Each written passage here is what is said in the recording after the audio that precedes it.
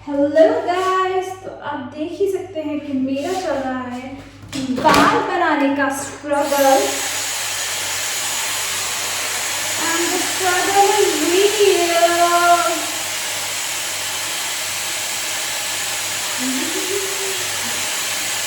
क्या करूं यार, होता ही नहीं है मुझसे। कर रही हूँ, trying।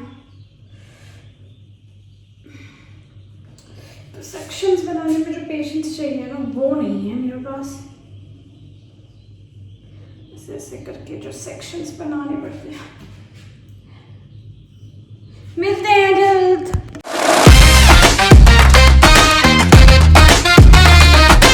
हम जा रहे हैं जी हमारे पापा की रिटायरमेंट पे। मेरे फादर इन लॉ की आज रिटायरमेंट है, उसके लिए फिट चेक ले लीजिए। Fit check.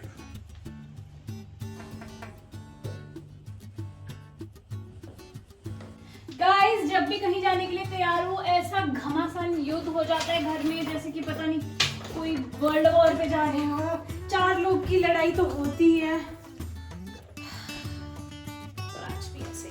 बहुत प्यारी लग रही है। But at what cost? New pinch. Thanks. आप भी कमेंट में न्यू पिंच कर दीजिए। मम्मी बुला रहे हैं। चलो। हम एस्क्रेट करके जा रहे हैं क्योंकि मेरी मम्मी ने यहाँ खड़कम मचा रखा है बहुत ज़्यादा। मेरी मम्मी वो सबको धुआं दे देती। मुझे वॉशरूम जाना है गाइस, और ये साथ मुझे वॉशरूम भी नहीं जाने दे रही। देखना। Fit check. Guys happy retirement लिख दो कमेंट में। ये मैचिंग। गाइस पापा की रिटायरमेंट है और फर्स्ट टाइम एवर सेक्रेटेरिएट आने का मौका मिला है। वाह वाह गाइस, ये आर्ट तो देखो यार, बेहतरीन। ये कितना बड़ा है। इसकी देखभाल कौन कर रहा है? क्या बात है। और ऐसी बात नहीं है, मिर्चें लगी हैं लदालद। ये देखो वो देखो लदालद हो रखी है। ये तो भी कटिंग कर दी है। भाई क्या बात है। रोज लंच में यहाँ से मिर्चें आती हैं। यही खाते थे ना। अच्छा वेरी गुड। वो कोई बूटा नहीं रहा, वो पेड़ बन चुका है, वो पूरा बरगद बन चुका है। आज भी यहाँ पे परिवार। छोड़ दिए थे चिट्ठियाँ। इसको इधर रखे यार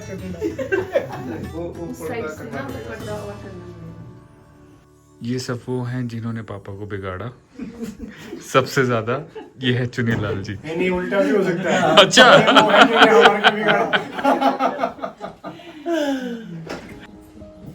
सभी को मेरा नमस्कार। अपनी सर्विसेज एनआईसी हिमाचल में देने के बाद आज रिटायर हो रहे हैं एनआईसी से। पोस्ट रिटायरमेंट अच्छी हेल्थ रहे, बड़े एंजॉय करें। आप अपनी जो भी व्यस्तताएं थी उनसे दूर होके अपने काम करें। मेरी संजीव जी और विमल जी से इकट्ठी हमने ज्वाइन किया था। बड़ी पुरानी हमारी एक एसोसिएशन रही है। तो अनफॉर्चुनेटली मेरा विमल सर और संजीव सर से मैं जब भी मेरी इंटरेक्शन विमल जी से हुई है तो उन्होंने हमेशा हेल्प की है। सेकेंड इनिंग्स में जो भी करना चाहते थे और कर सकते हैं, जैसे कविता पाठ करते हैं और लिखें, कविताएं लिखें। कुछ रिश्ते ऐसे होते हैं जिनको हम कोई परिभाषित नहीं कर सकते। मैंने और विमल ने यहाँ ज्वाइन किया, मतलब साथ पढ़े भी थे। हमने एक दूसरे को ग्रो करते हुए देखा। एक बार हम एलटीसी पे भी गए थे तो हमारी ट्रेन लेट हो गई, है ना, याद है। और उसके बाद वहाँ गए तो फ्लाइट हमारी हो चुकी थी। तो बड़ी मुश्किल से हमने जुगाड़ करा के हमने शाम की एक फ्लाइट को हमने अरेंज किया, फिर हम पहुँचे। हम तो अब वही है, अब पर रिटायरमेंट में लेट नहीं होंगे ना। विमल सर से भी सर मेरा बहुत इंटरेक्शन रहा है क्योंकि ये सोलन आते जाते रहे बहुत।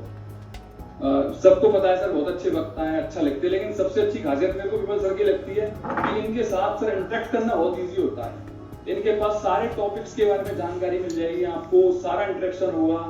विमल सर और मेरा लगभग अराउंड 30 साल के आसपास का एज डिफरेंस है, लेकिन जब भी कभी इनसे बात करते हैं ना तो ऐसा पता नहीं लगता कि हम सर इतने ऐसे बात कर रहे हैं। हर चीज का सर के पास मुद्दे होते हैं और हम यहाँ पे बड़े गप्पे सर मारी हम लोगों ने, बड़े ठाके लगा के भी रहते हैं। तो काफी पुराना एसोसिएशन है मेरा विमल जी के साथ। तो जैसे कोई प्रॉब्लम आती थी सर ने हेल्प करी मेरी बहुत सारी। हमने काफ़ी लंबा टाइम साथ बिताया है और एक बहुत अच्छी एसोसिएशन रही सर की। हमेशा एक स्माइलिंग फेस के साथ जो डीलिंग होती थी, हालांकि अभी तक मुझे तो जो भी काम पड़े सर से हमेशा वो काम हुए। विमल सर और संजीव सर को सर हमारी NIC सिरमौर की तरफ से रिटायरमेंट पर हार्दिक शुभकामनाएं सर। और ये कहूँगा कि अपनी सेहत का ख्याल रखें और जो अभी तक आपको लगता है अब आप करना चाहें वो करें और उसमें सफल रहें। विमल सर बहुत ही अच्छे वक्ता हैं। जब भी हमारी कोई मीटिंग वगैरह होती तो बहुत अच्छा बोलते हैं और इसके साथ ही विमल सर कविताएं और कहानी भी बहुत अच्छी लिखते हैं।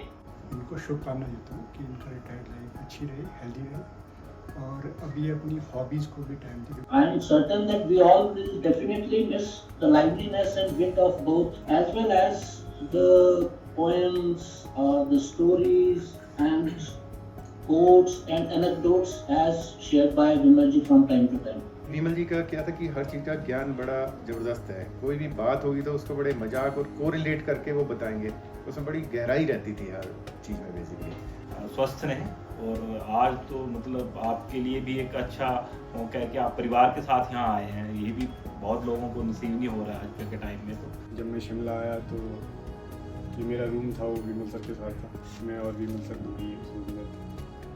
तो हमारा बहुत अच्छा टाइम, मतलब मैंने कई कुछ विमल सर से वहाँ सीखा। विमल सर और संजीव सर दोनों में ही ये खास बात है कि इनकी हिंदी बहुत अच्छी है। तो हम इस बात से खुश हैं कि अगली प्रतियोगिता में हिंदी वाले दो विनर्स है वो हट जाएंगे तो हमारा नंबर शायद कहीं कंसोलेशन प्राइज तक पहुँच जाएगा। सर मैं काफ़ी सालों से इनके पास रहा और एक अक्टूबर 2009 से तो मुझे 15-16 साल हो गए। तो काफ़ी अच्छा रहा मैं इनके साथ और इन्होंने काफ़ी सपोर्ट किया मेरे को। मेरे को भी मुश्किल हुई, चुन्नी लाल की आदत है मेरे साथ। अब चुन्नी लाल मिसिंग होगा, ये भी एक बड़ी चीज़ है मेरे लिए ज़िंदगी में। ठीक है चुन्नी लाल, मिलते रहेंगे, बहुत बढ़िया। विमल जैसा था सही, विमल का लाइफस्टाइल वही रहा है। मेरा इंटरेक्शन 96 के बाद विमल के साथ तो शुरू हुआ और बड़ा एफिशिएंटली और सिस्टमेटिकली विमल काम करता है। ये मुझे बड़ा हैरानी होती है कि अब ये करेंगे क्या। कल से मतलब विमल को तो लगेगा कि आज मैं, जैसे पृथ्वी ने कहा कि मैं बस, मुझको लगेगा मैं गाड़ी कहाँ है, मैं कहाँ जाऊँ। वो कहना आसान होता है कि जी अब आप कुछ भी परस्यू कर सकते हैं, पर सबसे पहले तो कि आज तैयार ही नहीं होना है, बहुत बड़ी बात है। फिर जब आप तैयार नहीं होते तो वो दिन निकल जाता है, तो फिर लगता है कि धीरे धीरे आपके घर से जो फैमिलीज आई हैं उनको लगेगा आप मतलब ऐसा कैसे है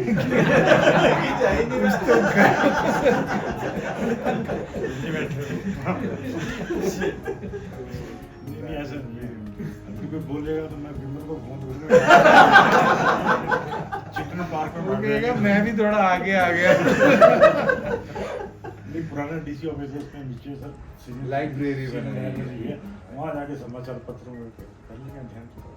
1 बजे का लंच टाइम, डिस्कशन अगर ज़्यादा ही बोलेंगे तो लंच बॉक्स भी लेके वही ये ठीक है। मतलब कोई रूटीन तो बनानी पड़ती ही है क्योंकि अब एज मतलब 60 में you can't say the people are, वैसे हमें तो जब जहाँ ट्रैकिंग पे जाते हैं वहाँ तो अंकल जी बोल देते हैं लोग, तो शैलेंद्र तो नाराज ही हो गया। But 60 is not an age any more. We hope कि you will live a healthy and enjoyable life, both of you, and all of us wish you all the best with your families.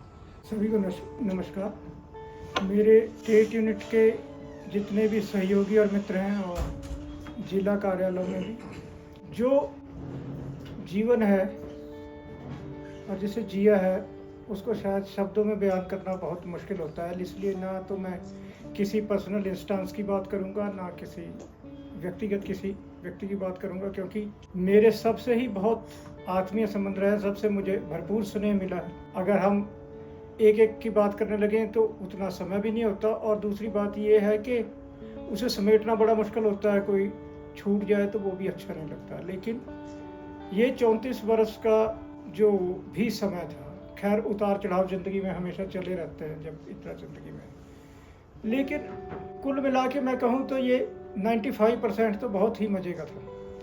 किसी ने अभी कहा कि भाई रोज़ सफ़र करते थे पर इनकी चेहरे पर मेरे को कोई थकान नहीं दिखती थी। तो उसका जो मैं देखता हूँ कि ऐसा क्यों होता था, उसका कारण क्या था, तो कि जब मैं सफ़र करके ऑफिस में आता था तो ऑफिस में भी मेरा खुशनुमा माहौल रहता था, दोस्त थे यहाँ पर। और जब ऑफिस से मैं सफ़र करता था तो वहाँ भी मेरे ऐसे ही दोस्त थे जिनके साथ मेरा खुशनुमा माहौल रहता था। तो सफ़र तो कहीं माइनस ही था मेरे में। मतलब बहुत से लोग मेरे साथ सफ़र करते थे तो वो सर्दियों में टेंस हो जाते थे, भी जैसे अंधेरा हो जाएगा ये जब को घर पहुँचेंगे या सुबह को ऐसा होगा। पर क्योंकि मेरा क्या था कि या तो कुछ सुन रहा हूँ, कुछ पढ़ रहा हूँ या किसी गप मार रहा हूँ, तो वो सब तो माइनस ही रहता था, वो रूटीन में चल रहा है, बस जो मैं कर रहा हूँ वो मेरे लिए इम्पोर्टेंट रहता था। NIC में जब हमने सही मायनों में कहा जाए तो कुछ जो जीवन का जितना भी हमारा संघर्ष है या जीवन का जितना भी हमारी अचीवमेंट है वो सब का जो है वो मतलब NIC का महत्वपूर्ण योगदान है। क्योंकि जब NIC में आए थे जो जीवन जिया था उससे पहले वो भी कम था, तब मैं 25 साल का था, और फिर यहाँ जो जिया है यहाँ 34 साल यहाँ गुजारे, आप 60 साल का हो गए, तो इसके बाद जो बचा है वो भी कम है, तो मैक्सिमम हिस्सा तो यहीं बीता है। तो ये एक इम्पॉर्टेंट चीज़ है। और इतनी बढ़िया ऑर्गेनाइजेशन के हमारे जैसा जो व्यक्ति, हालांकि ये ऑर्गेनाइजेशन ऐसी थी कि बहुत पढ़े लिखे लोगों की ऑर्गेनाइजेशन थी। मतलब हमारे समय में जब हम शुरू में आए थे, नया नया कंप्यूटर का चला था, ये तो हमारी किस्मत थी कि भाई यहाँ भी पोस्ट ग्रेजुएट डिप्लोमा चल पड़ा, हमने यहाँ पर कर लिया। वरना मैं कल परसों सोच रहा था कि MCA तो उस टाइम ऐसे ही होता था भी जैसे कोई लाहौर से ग्रेजुएशन कर रहा है। पर NIC में बहुत आयत थी ऐसे लोगों की, PhD भी लोग थे, BTech भी थे, MCA भी थे, MSc, और वो तो अनगिनती थे। तो उसमें हम लोग को ये मौका मिला हिमाचल की वजह से कि हम उस टाइम उतनी क्वालिफिकेशन ना होने के बावजूद भी यहाँ पर आए। हालांकि उसके बाद संघर्ष रहा कि हमारे को भी वो क्वालिफिकेशन इम्प्रूव करनी पड़ी, लेकिन उसकी एवज में मेरे को ये लगता है कि किसी और जगह गए होते तो इतनी उन्नति नहीं करते, इतनी तरक्की नहीं करते जितनी NIC में की। दूसरे एक सरकारी तंत्र को एक नया दृष्टिकोण, मतलब राजीव गांधी के समय ये सब चीज़ें शुरू हुई या जो भी रूपरेखा इसकी रखी गई।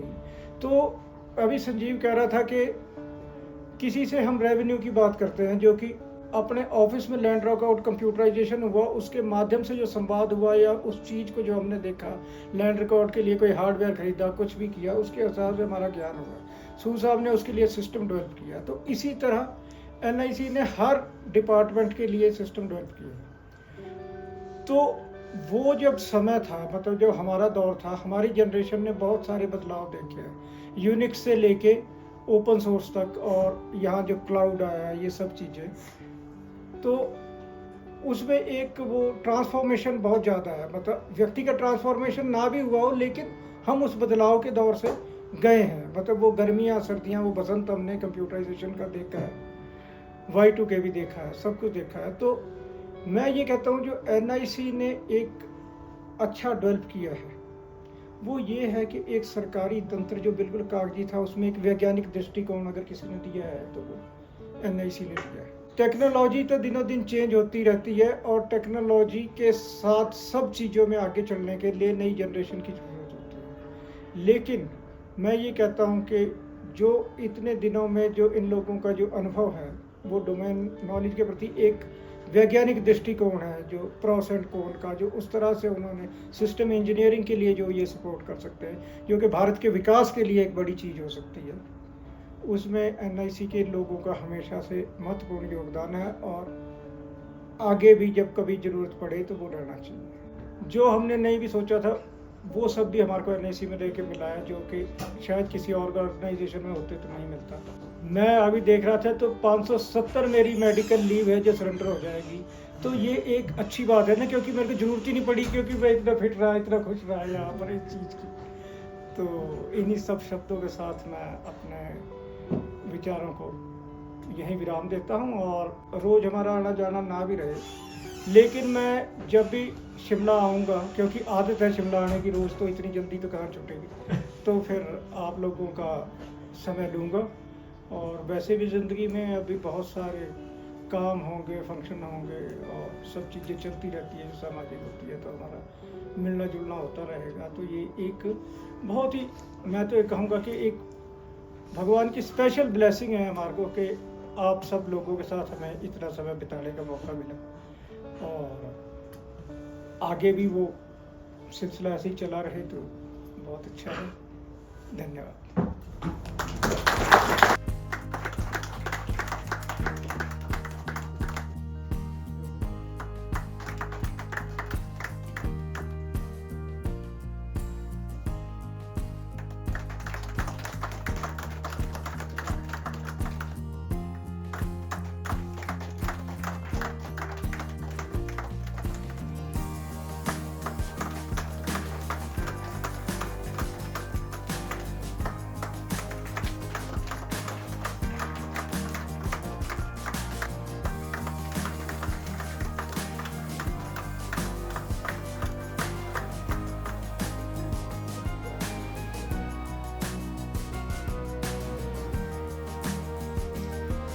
फिर फटाफट खाया लंच और हम निकल गए अगली रिटायरमेंट पे। आज अंकु की सासू माँ भी रिटायर हो रही थी।